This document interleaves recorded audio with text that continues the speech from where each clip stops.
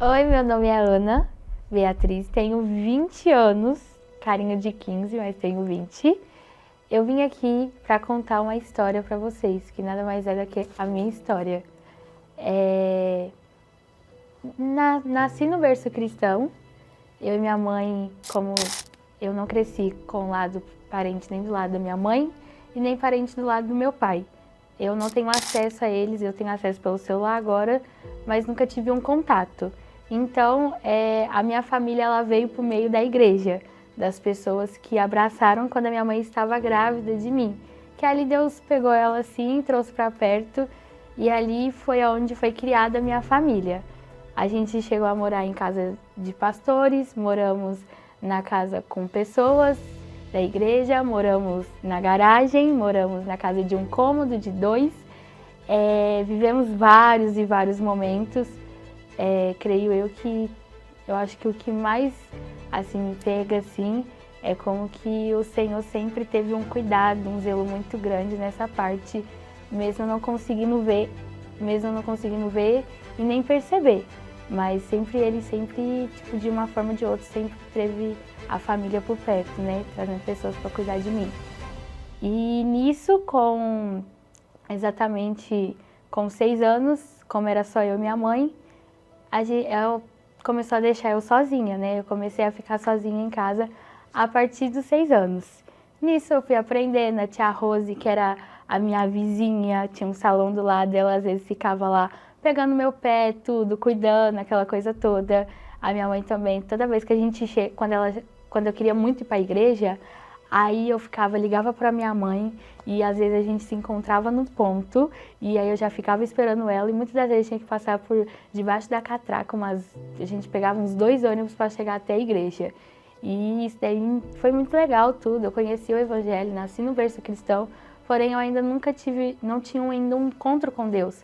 Eu conhecia ele por aquilo que as pessoas falavam, mas eu ainda não sabia quem ele era. E a partir desse momento, de tudo isso, já aconteceu várias coisas, assim. Quando eu estava cozinhando, já peguei fogo, né? E a partir daí, com 6 anos, já ficando sozinha em casa, aquela coisa toda, a gente, infelizmente, tem um relacionamento com pessoas da escola.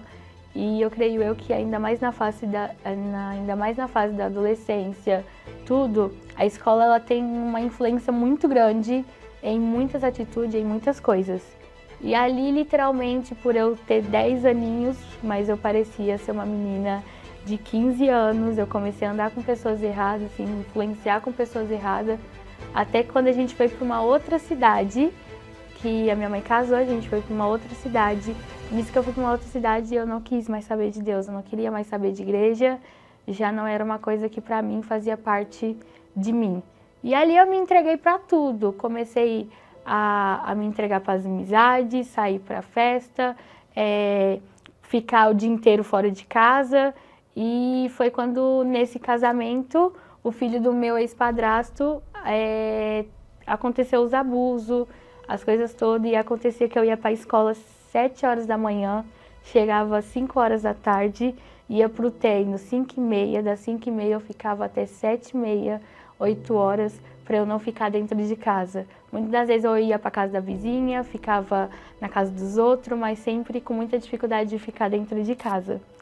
E foi indo, nisso foi passando, até que teve um dia, eu acho que todos nós cristãos, chega aquele momento que quem já teve contato com Deus, algo em nós queima.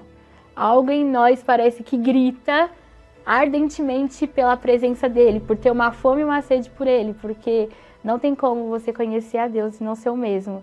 E algo em mim começou a despertar, mesmo que o abuso eu me sentia muito morta, parecia que eu tinha morrido.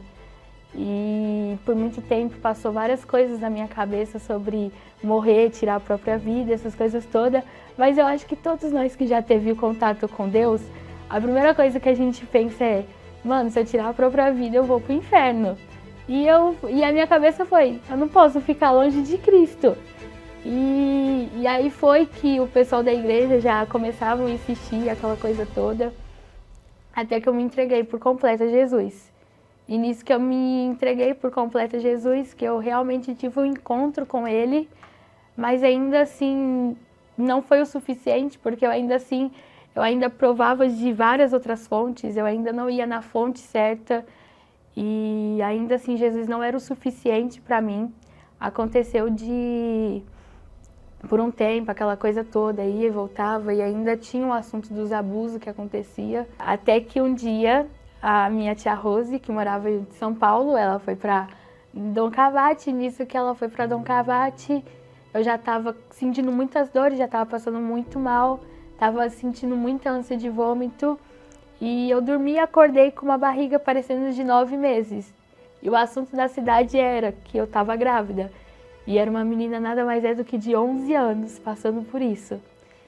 E eu lembro que teve um assunto no carro onde que a gente conversou, e ali eu contei totalmente o que tinha acontecido, o que levou a isso, o que estava acontecendo. E eu creio que ali foi onde começou, nada mais Deus curar.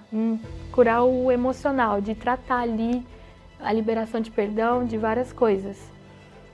E como só foi sempre eu e minha mãe, eu tive muita dificuldade paterna, a ausência paterna. Então, às vezes eu procurava muito nas pessoas, em alguém, muitas das vezes na figura masculina, essa carência que existia dentro de mim.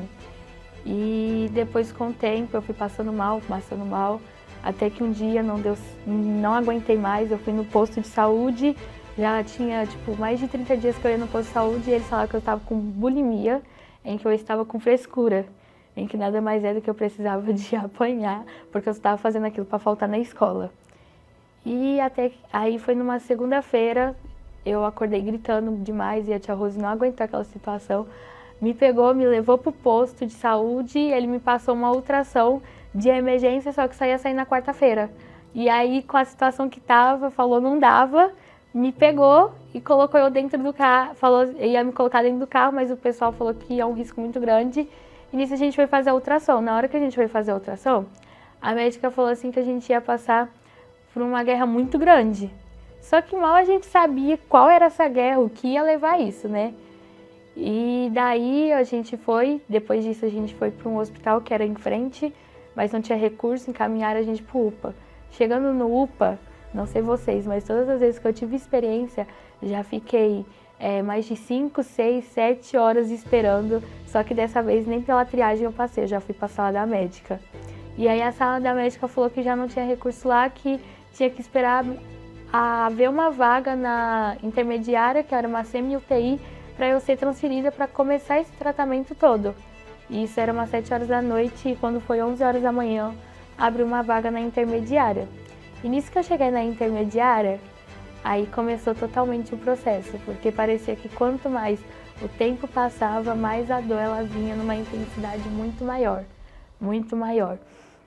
Aí eles começaram a fazer vários exames, tipo fazer ressonância, tomografia, cirurgia, várias coisas assim eu tive que fazer, mas nada daquela coisa de saber ao fundo o certo que estava acontecendo. Até que eles resolveram de fazer a drenagem por causa do líquido, de estar espremendo meus órgãos, e eu estava sentindo muita dor, já estava usando sonda, eu já estava com oxigênio, e já várias coisas minhas já estavam não funcionando normal, né? E aí, ao decorrer de tudo isso, eu lembro que a gente começou a colocar morfina em gotas, ficar pingando, mas nada de a morfina, nada dos remédios funcionar, de parar. E a sugestão foi, vamos fazer a drenagem. E a drenagem tem que ser feita por um cirurgião. E nisso que o cirurgião foi o Dr. Renato, eu lembro que ele falou assim, Bia, dói muito. E a gente vai ter que fazer tal procedimento, vamos com anestesia primeiro e tudo, para depois ir com a agulha certa. E eu falei, Dr. Renato, tá doendo muito, tem como ir só com a própria mesmo? E ele olhou, me perguntou umas 3 vezes, tem certeza? E eu falei, tenho. E eu lembro que ele foi sem anestesia. E quando saiu 500 ml, eu falei, ufa, que alívio. E eles começaram a rir, porque naquele dia foi mais de 5 litros, 6 litros. E eles não podiam fazer todo dia, porque isso eles poderia nesse procedimento de eles furarem algum órgão. Então toda vez que eu ia fazer, eles tinham que fazer uma ultrassom para eles ver o local, tudo, e eles não podiam furar no mesmo local para não dar erro, essas coisas todas. E aí eu fui indo, fazendo a drenagem, tudo, porém só aliviava na hora. Depois que passava alguns minutos, a dor aumentava o dobro e eu vomitava muito, passava muito mal. Gritava de dor, gritava. E era os momentos onde que eu começava a orar, quando eu começava a louvar. E ali, tipo, parecia que a dor, naquele momento, ela passava. Era como se tivesse um alívio. E por alguns minutos que eu vivia ali com Deus, eram os minutos que eu mais tinha, assim, sem dor. E depois, automaticamente, vinha a dor e cada vez ela pior. Até que ela começou a ficar gelatinosa dentro. Ela começou a endurecer, já não era mais um líquido. E ali foi a preocupação maior dos médicos, porque eu acho que chegou uma situação que nem eles tinham mais a possibilidade de eles fazerem a drenagem. E nisso eu fiz a cirurgia, que era uma biópsia, e o que foi conversado é, vamos tentar tirar tudo. Ali eles tinham visto uma massa, dava para sentir, eles tinham visto uma massa, só que não dava para ver o tamanho, como que era, a proporção que estava. Eles falou, o propósito de tudo, vamos tirar a massa toda, e nisso a gente vai levar com a biópsia para ver o que vão fazer. E já tinham preparado a UTI, tudo, aquela coisa toda. Só que quando eu cheguei na sala médica, quando foi fazer a cirurgia, eles abriram e perceberam que não tinha como, porque essa massa ela estava literalmente grudada nos meus órgãos. E ali foi que eles fecharam, eles só tiraram o líquido e me fecharam. E eu de vez eu ir para UTI, eu voltei para intermediária. Aí depois de 30 dias demorando o processo para saber que teve que mandar para outro lugar a biópsia, a gente tava, aí foi aonde que já tinha chegado a notícia para os meus pais. Porém, eu não sabia. E foi bem assim, bem complicado, porque eu ainda não sabia e eu lembro que eu e a tia Rose ficava assim, e se for um câncer? E eu lembro que eu ficava falando, não tia, não é um câncer, não sei o quê. E eu ficava aquela coisa toda, e sempre conversando comigo, e aquela coisa toda, sempre ali tratando também, entrou muita área. As pessoas foram me visitar, eles liberou mais de 8 pessoas na intermediária e só pode uma. Tipo, eles começaram a liberar muita gente, assim, pra me ver, o pessoal da igreja, tudo. Até que veio a notícia pra mim. Eu lembro que o Dr. Lucas, ele chegou, eu chamo ele de tio Lucas, e ele virou e falou assim, Bia, o resultado da biópsia saiu. E ele falou assim, você está com câncer, e agora, o que a gente vai fazer? E eu falei assim, tio Lucas, eu vou lutar até o final, mesmo que o meu final fosse a morte. Mas pelo menos quando eu chegasse no céu, eu ia falar assim, Deus, pelo menos eu lutei. E ele falou, então a gente vai lutar junto. E aí foi passando tudo, aí foi onde que as coisas foi bem piorando tudo. Aí foi quando eu tive que descer lá para oncologia pediátrica. E na hora que eu desci para oncologia pediátrica, ele falou que na mesma intensidade que estava um câncer, ia na mesma intensidade com a quimioterapia, porque eles não tinham recurso e entre 10 milhões de pessoas, uma tem esse câncer. E eu fui a premiada de ter esse câncer e eles ainda não tinham diagnóstico, não tinham um tratamento específico para esse tipo de câncer. E então foi tipo muito à cega o meu tratamento. Quando eu fui fazer a minha primeira quimioterapia, eu comecei a passar muito mal mesmo. Até que um dia o Espírito Santo começou a ministrar muito sobre me entrega tudo. E eu na minha cabeça assim, eu já tinha entregado minha vida. Eu já estava ali, pra mim estava tudo certo. E o Espírito Santo começou a falar, entrega tudo. E eu falei, Deus, mas a única coisa que eu tenho é a minha vida. E se eu entregar minha vida, a chance de, tipo assim, de eu ir era muito grande. E ele começou a ministrar muito grande, entrega tudo. E aí foi onde que eu entendi a soberania de Deus. Eu entendi que se Deus ele fizesse, ele era Deus. Mas se ele não fizesse, ele ainda continuaria sendo Deus. Em que ainda se ele mereceria toda a minha adoração, toda a minha exaltação, toda a minha entrega total. Em que eu entendi que as coisas materiais, ela é passageira, mas que ainda existe uma vida totalmente eterna, uma vida com ele. E aí foi onde que eu comecei a ansiar pela presença de Deus, de querer realmente conhecer quem é Jesus, de querer viver esse relacionamento com ele. Aí eu cantei uma música, Se Deus Fizer, Ele é Deus. E depois que eu cantei, isso foi de tarde, de noite eu fui pra UTI. De noite eu comecei a passar mal. E quando chegou de madrugada, a doutora Cristina, ela dormiu do meu lado, colocaram, isso não acontece, mas nesse dia, eles colocaram uma cama do lado da minha e a minha médica dormiu do meu lado.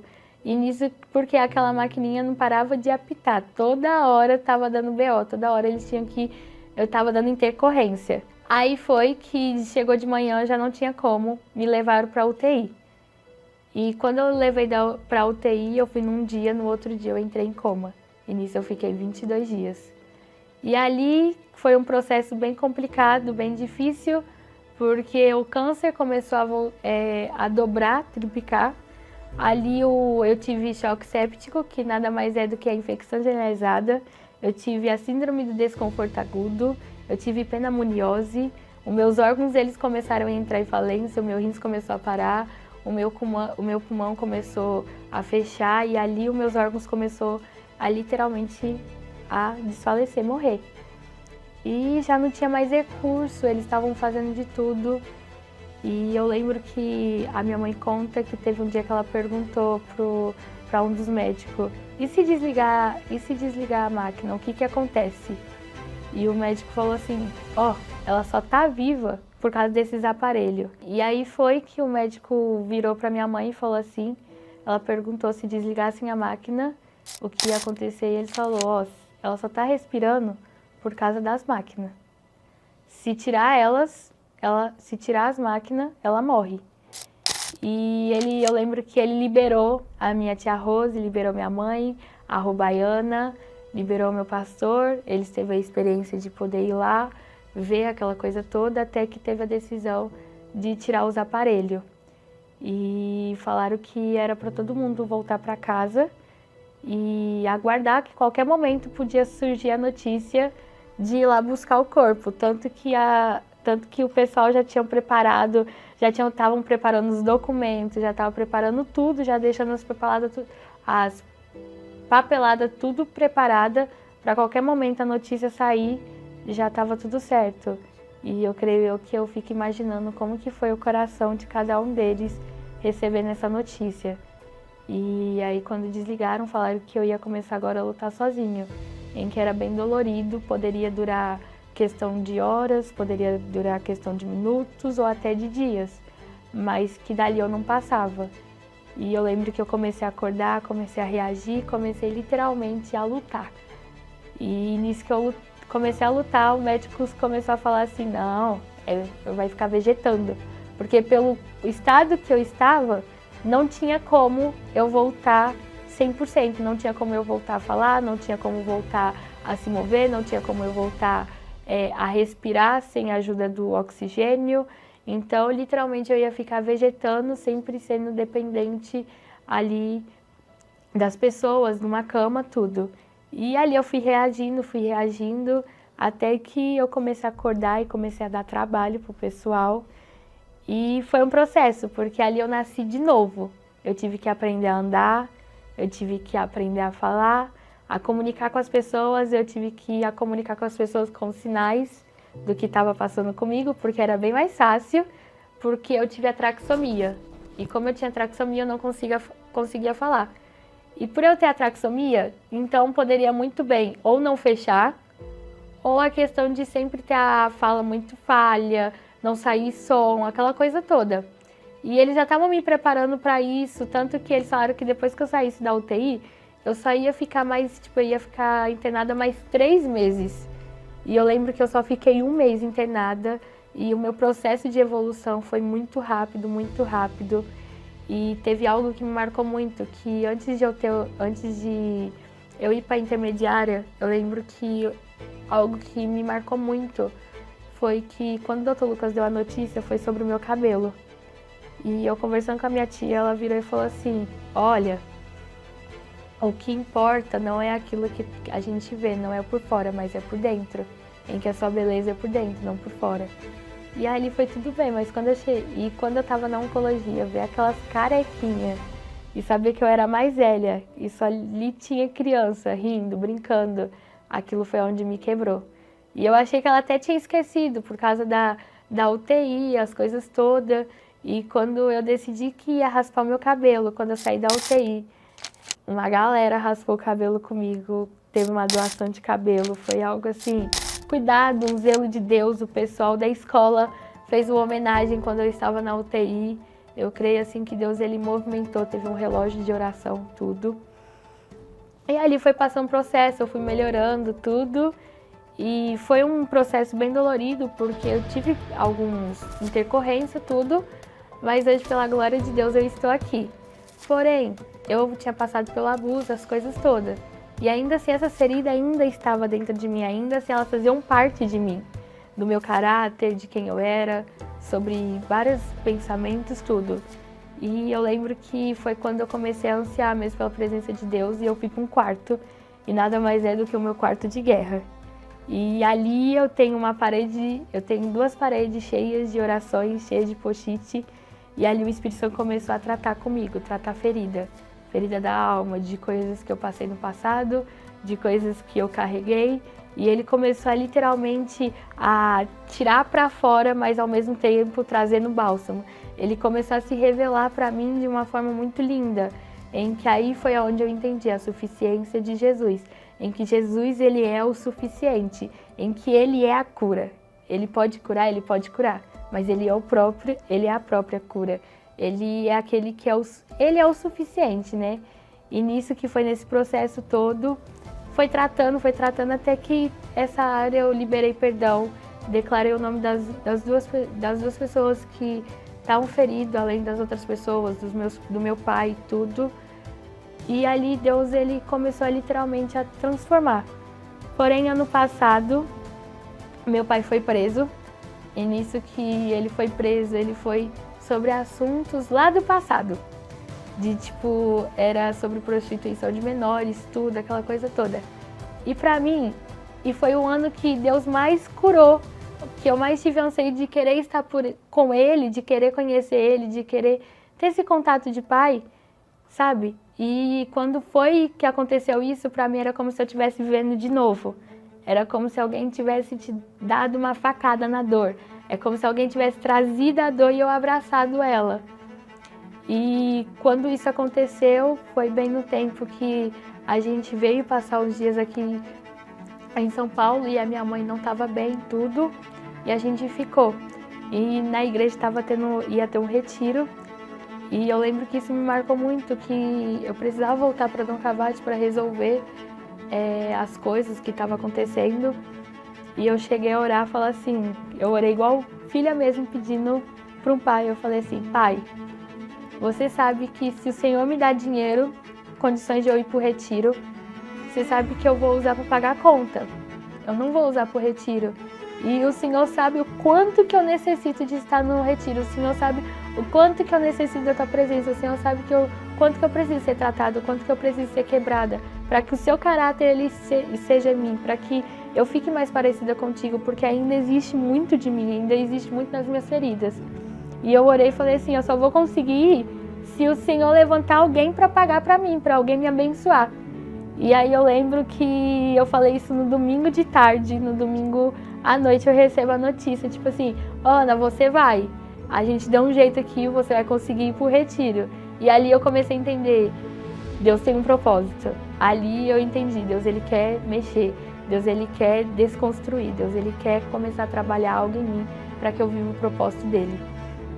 E eu fui pro retiro e nesses meios que eu tava no retiro, Deus ele sempre ministrou de uma forma muito linda, ele falou muito sobre profundidade.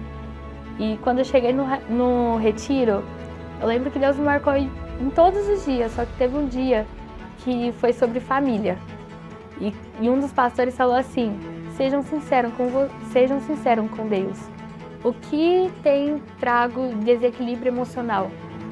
E foi algo que eu comecei a falar com Deus sobre família. E na hora que foi o tema sobre família, que eu não imaginava que ia ser, eu falei para Deus, o Senhor sabe o quanto falar sobre família dói. O quanto que não só sobre paternidade, mas família, parece que sangra a alma, sabe? Parece que ali é como se alguém estivesse me quebrando. E eu comecei a falar com Deus e o pastor começou a pregar aquela coisa toda, falando sobre a família. E aí até que ele começou a falar que ia pedir pro pessoal cantar um hino. E só que nesse momento não era pra gente cantar junto. Era pra gente começar a desejar, era pra gente trazer lá as memórias de quando a gente era criança, de quando a gente passou por tudo aquilo e começar a deixar Deus tratar, deixar Ele se revelar como um pai. E eu lembro que ele começou a cantar, quero ser como criança, e voltar à inocência, aquela coisa toda. E aí eu comecei literalmente a me entregar para Deus, e comecei a falar, Deus, eu preciso ser curada. Eu preciso que o Senhor devolva a minha inocência, eu preciso que o Senhor se revele como um pai, porque até hoje eu vi o Senhor como um servo. Mas eu ainda não consigo ver o seu pai, eu não consigo ainda receber a tua paternidade. Eu sei que o Senhor se move na adoção, mas eu ainda não consigo sentir a tua adoção. Eu ainda me sinto muito órfã. E eu comecei a falar assim com Deus, e na hora que falou, abraça-me, e aquela coisa toda, eu me abracei, e nisso veio uma das meninas, me abraçou por trás, e ali eu comecei a sentir o abraço de Deus. E ali Deus, ele já não estava se revelando como Deus, ele começou a se revelar como um pai. E a pastora veio e me abraçou e começou a falar comigo. E eu sabia que já não era ela falando comigo, mas era Deus me mostrando que em todo o processo que eu passei, em tudo que eu vivi, era um cuidado. Deus sempre teve um cuidado comigo, Ele sempre se revelou como um pai, Ele sempre esteve ali, mesmo que eu não conseguia ver, mesmo que eu não conseguia enxergar. E ali sim, eu recebi a adoção de Deus, ali sim, eu vi Deus como um pai. E na hora que, ali até então eu tinha recebido a adoção de Deus, eu chorei igual criança.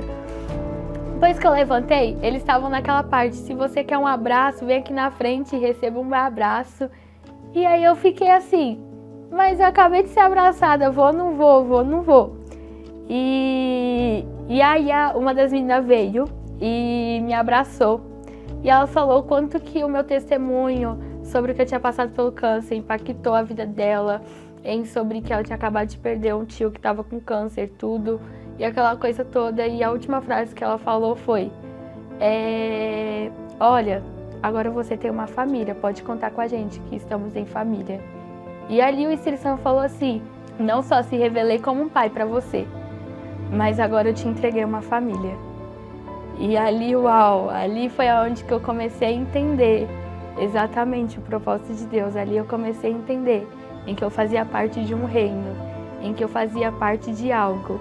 E esses tempos atrás tem sido muito ministrado sobre a cultura do reino, o Espírito Santo ministrou. Só entende a cultura do reino quem já se tornou filho. E ali me pegou muito, porque eu entendi que para eu fazer parte desse reino, primeiro eu tenho que entender quem eu sou diante dele. E o Senhor me devolveu a minha identidade, me devolveu quem eu era, me devolveu a minha inocência e tudo aquilo que por muito tempo eu escondi na minha história, que por muito tempo eu contei meu testemunho, mas sempre contei no raso, sempre falando só na parte em que Deus ele me curou do câncer. Hoje eu consigo falar em que Deus ele não só cura a gente do câncer, mas ele cura todo trauma, todo passado, em que ele reconstrói tudo novo, em que ele faz tudo novo. Mas é algo que o meu coração anseia. Não é por aquilo que ele faz, mas por aquilo que ele é. Por saber que, amar Jesus e saber que podemos ter acesso a ele já é o suficiente, em que Jesus é suficiente, em que as coisas terrenas, ela perde o valor, mas que ainda assim a gente tem que buscar, porque as coisas celestiais, ainda assim cremos que ainda é uma eternidade que a gente vai viver com Jesus, uma eternidade em que podemos estar com o Pai. E essa é um pouquinho da minha história, um pouquinho de tudo que eu já passei. Espero que Deus ele ministre muito o coração de Deus, espero que o Espírito Santo ele possa alcançar a vida de cada um de vocês. Eu faço parte hoje da Igreja Resgatando Valores, da Igreja do Pastor Mano Reco, ex-detentos do REP. E espero que o Espírito Santo ministre muito vocês. E essa, gente, nada mais é do que a minha mãe, a que passou por tudo comigo. Glória a Deus pela vida dela. E essa daqui é a minha tia, que me ajudou também nesse processo todo. e cada uma delas me serviram para me levar mais perto de Deus, me aproximar de Jesus. E elas foram um Jesus mais próximo de mim. E por isso eu sou uma improvável, para falar daquilo que Deus faz, testemunhar dos milagres que Deus pode fazer.